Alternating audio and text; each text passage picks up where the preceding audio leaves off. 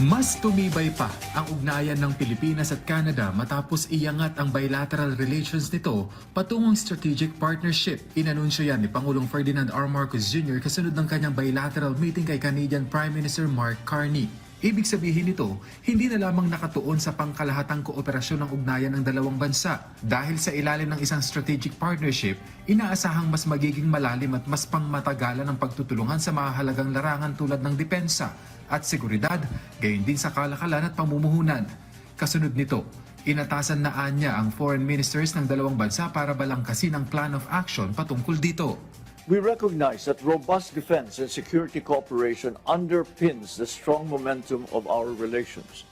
Recent milestones in this pillar underscore the shared commitment of our countries in ensuring that our peoples continue to live in peaceful and secure regions.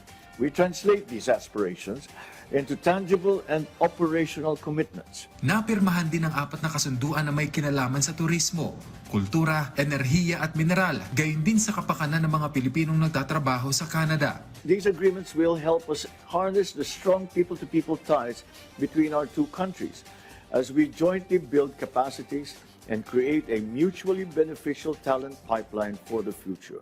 Nagpasalamat naman si Pangulong Marcos Jr. sa Canada para sa Dark Vessel Detection Program na nakatulong sa pagtukoy at pagsugpo sa iligal at hindi kinokontrol na pangingisda. Kasabay ang pagkilala niya sa suporta ng Canada sa paggiit ng Pilipinas sa soberanya nito sa West Philippine Sea.